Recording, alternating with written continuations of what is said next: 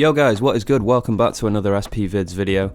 If you're new around here, don't forget to smash that subscribe button. I'm so close to 10k now, I can kind of taste it. I'm less than 50 subscribers off getting to 10k, so if you're new around here and you want to help me get to that target, I'd really appreciate it if you hit that button. And yeah, just a huge thank you to everyone for the support so far. I mean, that 10k is very close now, and I just want to say it's thanks to everyone that's hit that subscribe button that I've got here, obviously. So huge thanks to you all for the support. In this video, I'm going to be talking about the lo-fi button on the SP404sx. You should also have it on your SP404A as well, so this should apply to both units. And basically what I want to talk about is using it on your samples, where are the best places to use it, how you can sort of take some of the harshness out of it as well. I think that's one of the crucial things, is this can be a little bit harsh when you're using it on samples, so I'm going to show you a few methods to combat that harshness and hopefully get you getting a nice sweet sound out of it. So the great thing about the lo-fi button is that you can layer it with MFX. That's something you can't do with the rest of the MFX on the SP404sx. You can only have one MFX at a time on a pad, but lo-fi also gives you the option of having a sort of downsampled sound on your pad as well. So it's akin to the sort of SP1200 sample rates of back in the day, when people were using much lower sample rates to get samples into their samplers.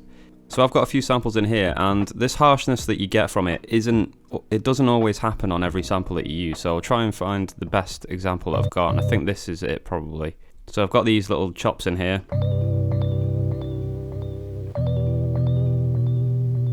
And as you can hear, without the lo-fi button on them, they've got a very nice sort of warm sound to them.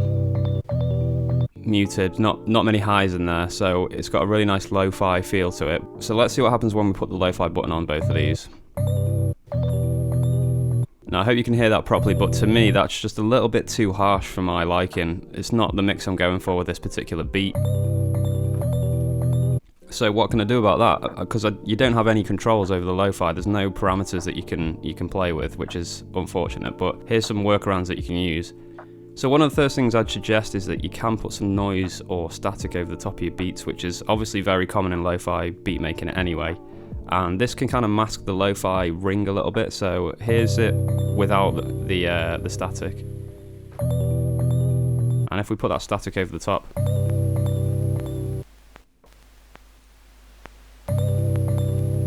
I just feel that that helps to make it blend into the mix a little bit better, if that makes sense. Obviously this is like more of a personal taste, it might be like a personal thought, this one, but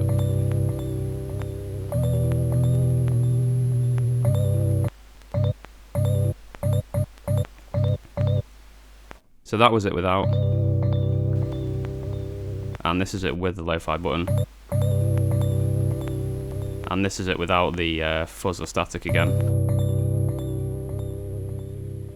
So yeah, for this particular sample it doesn't actually sound that bad on its own, but as I say, this static just can help it blend into the mix a little bit better. So another method you can use to sort this problem out is to use an MFX in combination with the lo-fi button. Now this is something I do a lot. I tend to use the Isolator more than anything, but there's other MFX that have filters, I think. MFX14 has got one, which is something I actually want to get onto later in the video. So you can either use the Isolator or you can find an effect that's got a filter as the right dial to bring those high tones down a little bit. So I'll use the Isolator for this example. So let's hit remain to make sure it's on all the samples we want to use it on. And we're just going to bring those highs down. Keep the mids and lows at 12 o'clock so that they're not changed at all. And as you can hear, using that high pass filter just to take out those highs can give you a lot more control over the sound of it and what it's doing to your sample. Obviously, it is also slightly affecting the sound of your sample as well, but the SP is all about compromises really. There's no perfect way to do anything on this machine. To be honest, you always seem to be looking for compromises, so.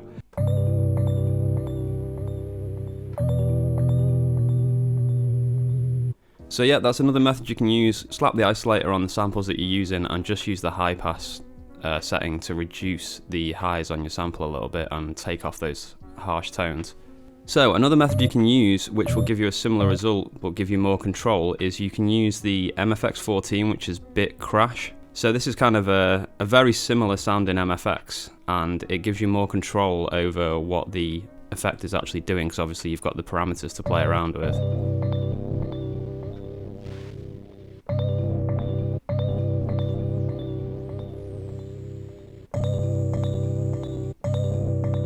So as you can hear there, I'm getting a very similar sound, but because you've got the filter on the right hand side as well, you can also use that to sort of mute the high frequencies out a little bit.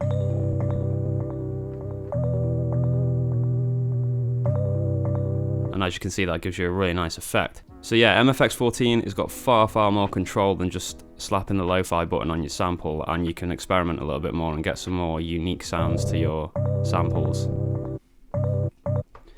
So the only problem with going up here and using the MFX is that the beauty of the lo-fi button, as I mentioned earlier, is that you can use it in combination with an MFX. So you do lose that aspect if you go up and use Bitcrash. One final thing as well that you may hear in lo-fi beats is quite often people use this lo-fi button on their kick drums. So if you've got a beat where the kick isn't hitting too often, you can get away with having the lo-fi button pressed for your kick.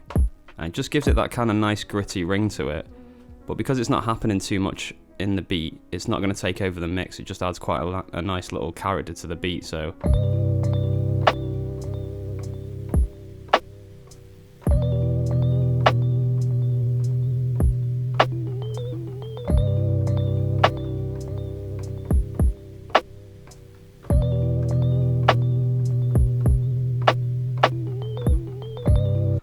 yeah, that's another way that you can actually use it and not have to mess around with any of the MFX or anything. It sounds quite nice on a kick, it just gives it that little bit of ring. So I hope this was useful to you guys. That lo-fi button on its own can be a little bit harsh on samples, but as I found with some of the samples in here, it can sound nice just on its own. But if you are finding it a little bit too harsh, you can use those little tricks to dumb it down a little bit. So the first one, use some static over the top just to make it blend into the mix a little bit more.